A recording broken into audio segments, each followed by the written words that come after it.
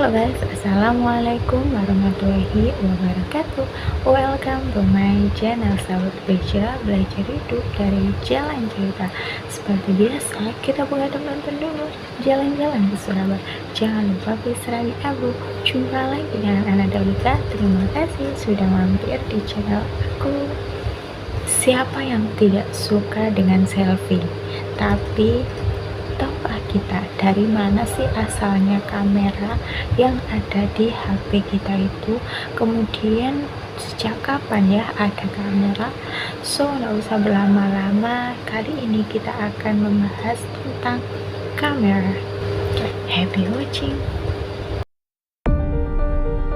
Pada era yang sekarang sudah digital ini, hampir semua orang memiliki kamera di HP mereka. Nah, siapapun bisa nih yang melakukan selfie maupun berfoto-foto ria.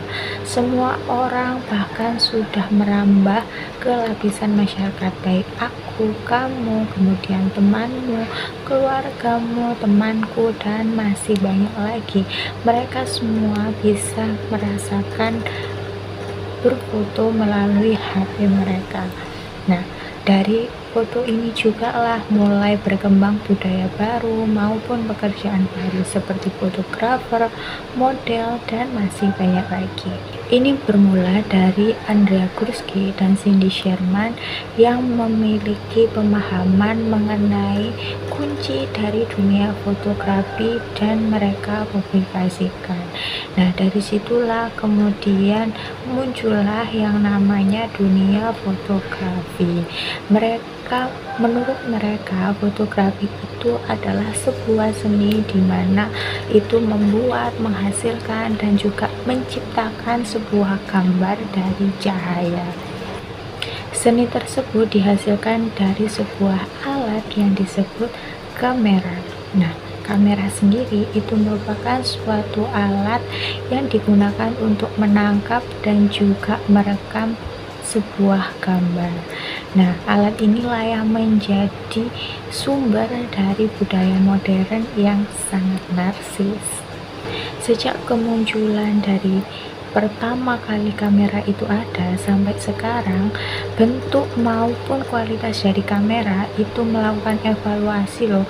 Kalau kita sekarang itu bisa merasakan bagaimana kamera yang sangat simpel dan mudah dibawa kemana-mana melalui HP atau gawai yang kita miliki.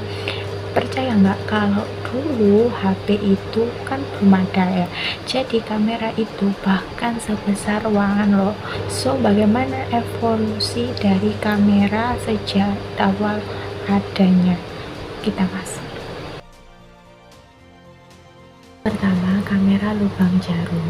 Nah, ini ditemukan kurang lebih pada tahun 1000 Masehi oleh ilmuwan Arab pertama kali, yaitu Al-Haytham dan Al-Hasan. Nah, awalnya kamera ini juga disebut sebagai kamera obscura yang berarti kamar gelap. Jadi di sini konsep yang dimiliki kamera tersebut itu seperti lubang yang terdapat di sebuah kotak dan menghasilkan sebuah gambar dari cahaya yang dipantulkan. Sebelum ditemukan oleh Al-Haytham, konsep ini juga pernah ditemukan oleh filsuf Tiongkok yang bernama Muzi yang hidup pada masa dinasti Han, kurang lebih pada tahun 391 Masehi. Beliaulah yang menuliskan konsep pertama dari kamera lubang jarum tersebut. Aristoteles juga pernah mengungkapkan dalam konsep metafisikanya mengapa matahari ini tetap terlihat bulat meskipun dia ini terlihat dari sebuah lubang yang terdapat di kotak persegi panjang. Lalu bagaimana cara kerja dari kamera lubang jarum ini? Jadi prinsip dari kamera lubang jarum tersebut itu mengambil bentuk dari sebuah fenomena optik alami yang ada di dunia ini. Gambar yang ada ini di satu sisi atau layar diproyeksikan melalui lubang ke permukaan yang berlawanan dengan bukaan. Proyeksi tersebut pada dasarnya akan menghasilkan sebuah gambar yang terbalik, sedangkan obscura merupakan istilah yang pertama kali muncul pada abad ke-16.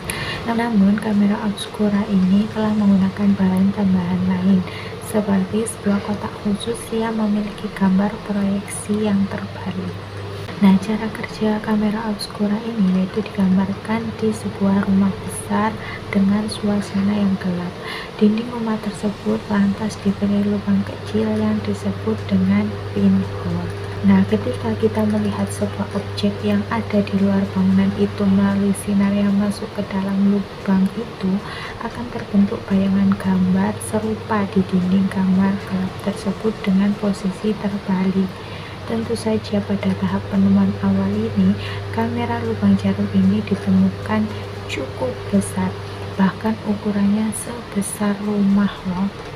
Hal ini menyebabkan kamera tersebut tidak mudah dibawa kemana-mana. Yang kedua, kamera obscura. Ini sedikit berbeda dengan kamera lubang jarum. Jadi, ketika pada abad ke-16, Girolamo Cardano itu melengkapi kamera obscuranya dengan lensa pada bagian depan kamera obscura tersebut. Namun, meskipun demikian, bayangan yang dihasilkan ini ternyata tidak tahan lama, sehingga penemuannya ini belum dianggap sebagai dunia fotografi. Kemudian pada tahun 1727, Johannes Wolf ini menemukan bahwa garam perak ini itu berpeluang untuk menghasilkan sebuah gambar karena sangat peka terhadap cahaya. Namun pada saat itu dia ini belum tahu bagaimana langkah selanjutnya untuk mengembangkan konsep yang ia temukan tersebut. Jadi ibaratnya baru menemukan gagasannya gitu. Salah satu perbedaan dari kamera lubang jarum dengan kamera obscura ini yaitu terdapat pada lensanya. Jadi kamera lubang jarum ini tetap membiarkan lensanya itu yang ada di depan kamera itu terbuka.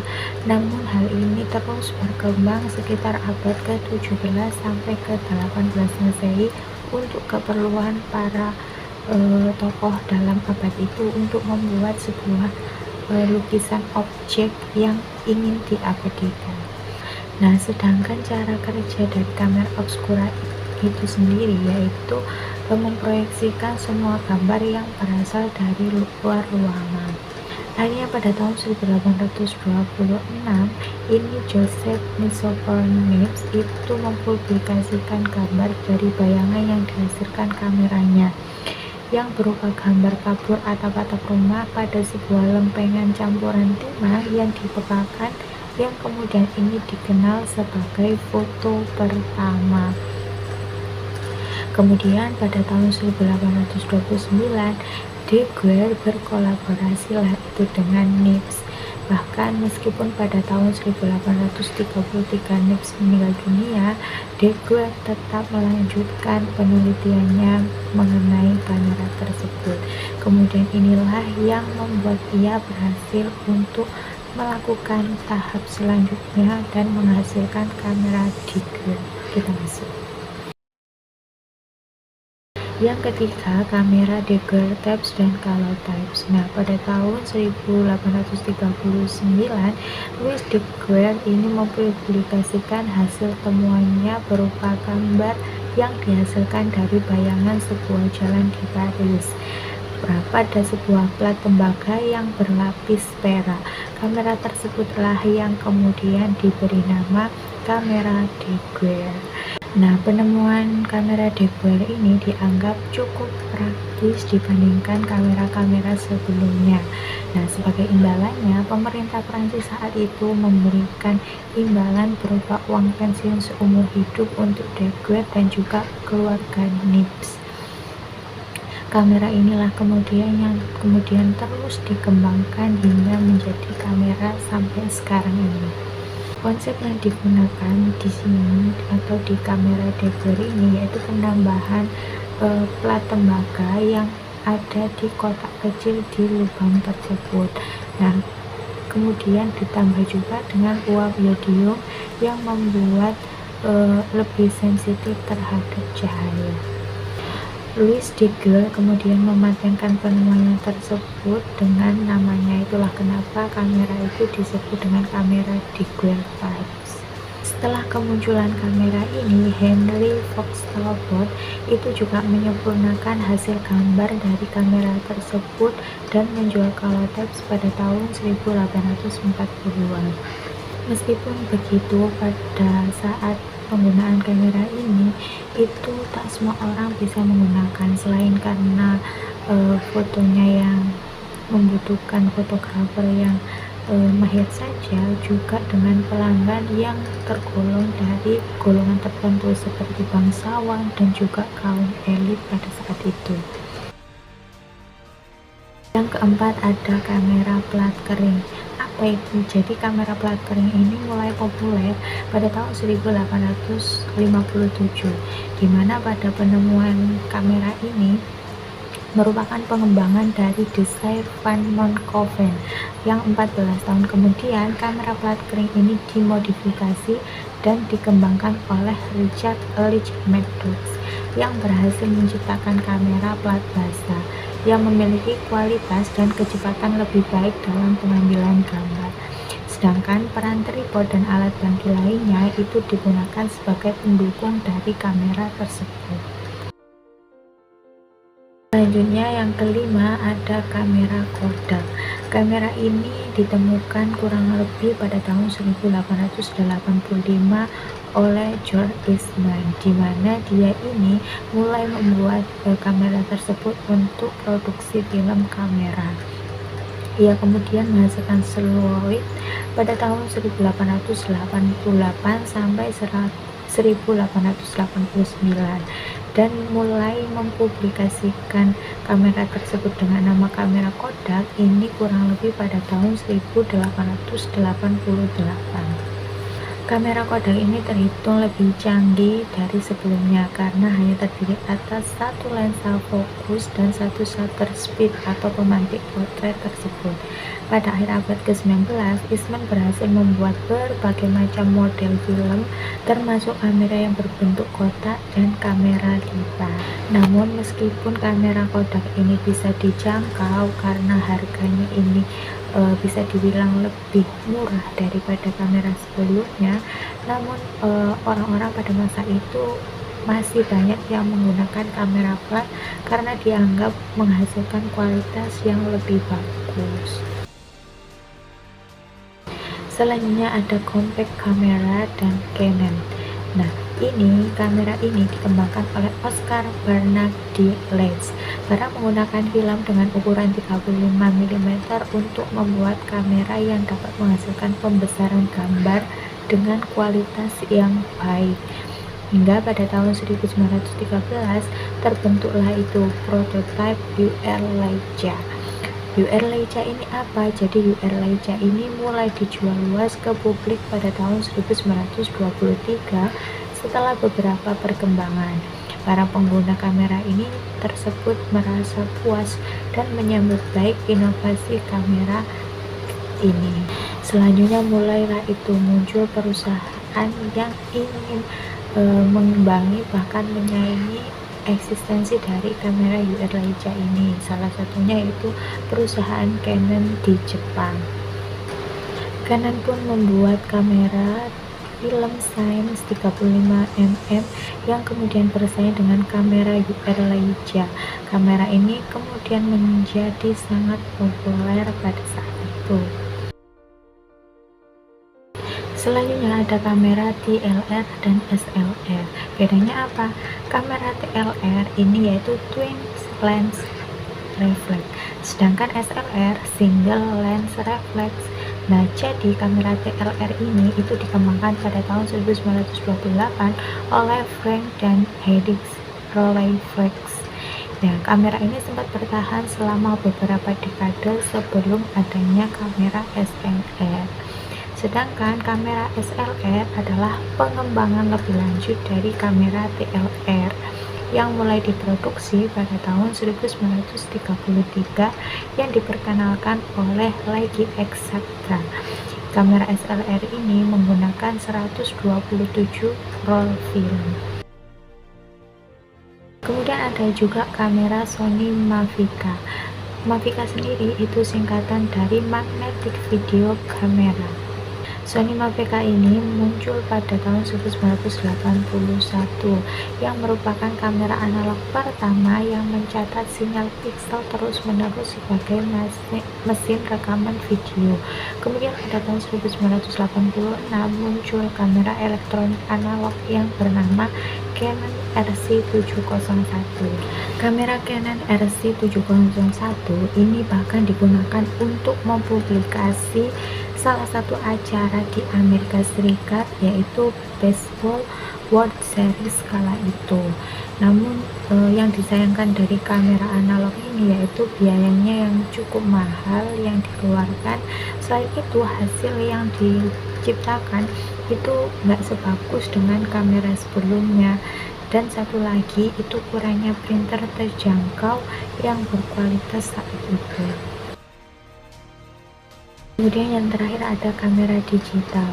Kamera digital ini pertama kali dijual secara komersil oleh perusahaan Fuji pada tahun 1989 dan kamera digital pertama kali di Amerika itu pada tahun 1990 yaitu Dicam model 1, namun gagal mendapatkan respon besar saat itu.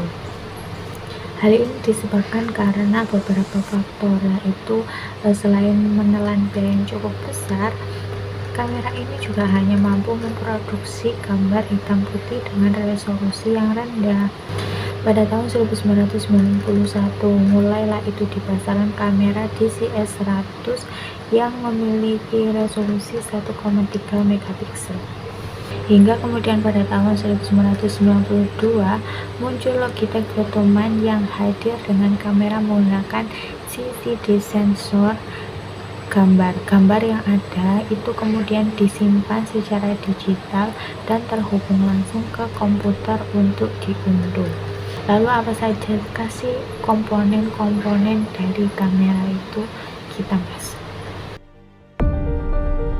Jadi sebuah kamera itu minimal harus memiliki yang pertama badan kamera, lensa, shutter, pemantiknya, kemudian ada juga bagian-bagian lainnya. Yang pertama ada badan kamera. Nah, badan kamera ini merupakan kotak atau gambaran luaran kamera yang biasanya kita pegang. Nah, ini berfungsi untuk selain kita pegang, ini juga berfungsi untuk melindungi komponen-komponen kamera yang ada di dalam badan kamera tersebut. Yang kedua ada sistem lensa. Nah, ini biasanya itu berada di depan kotak atau depan badan kamera. Nah, lensa ini itu biasanya terbuat dari plastik maupun kaca, atau sejumlah lensa juga tersusun dari suatu silinder logam juga. Nah, tingkat penghalangan dari cahaya itu sendiri itu dinyatakan dengan satuan F. Nah, semakin besar F-nya, maka semakin kecil pula bukaan atau semakin tinggi tingkat penghalangannya. Bukaan ini diatur juga oleh jendela diafragma. Untuk lensa itu biasanya diatur dengan pengaturan bukaan diafragma yang mengatur banyaknya cahaya yang masuk sesuai keinginan fotografer. Jenis lensa cepat ataupun lensa lambat ditentukan oleh rentang nilai F tersebut. Selanjutnya ada pemantik potret. Jadi ini itu merupakan shooter dari sebuah kamera yang letaknya biasanya itu di belakang kamera tersebut, atau kalau kita singkatnya, shooter pemantik ini yaitu biasanya yang kita pencet untuk ketika melakukan foto. Kemudian ada bagian lain kamera. Ini terdiri dari seperti mekanisme penggulung film, kemudian mekanisme fokus, range finder, dan juga light meter. Yang pertama, mekanisme pemutar gulungan film. Ini digunakan untuk menyingkap objek ketika habis difoto itu agar langsung berganti ke objek berikutnya. Sedangkan mekanisme fokus ini digunakan sebagai jarak antara lensa dan juga film.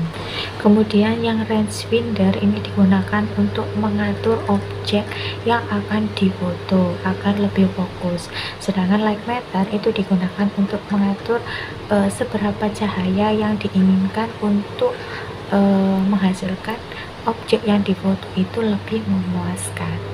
Yap, teman-teman, itu tadi sedikit sejarah mengenai awal mula penemuan kamera. Ya, karena penemuan inilah kita bisa menikmati bagaimana selfie, kemudian memanfaatkan di berbagai acara ataupun publikasi, dan yang paling terpenting adalah memanfaatkan penemuan tersebut dengan sebaik-baiknya. Oke teman-teman, terima kasih nih buat yang sudah nonton dari awal hingga akhir. Mohon maaf bila ada kekurangan. Jangan lupa seperti biasa like, komen, dan subscribe-nya, dan jangan lupa nyalakan tombol loncengnya. Terima kasih, sampai jumpa. Wassalamualaikum warahmatullahi wabarakatuh. Bye.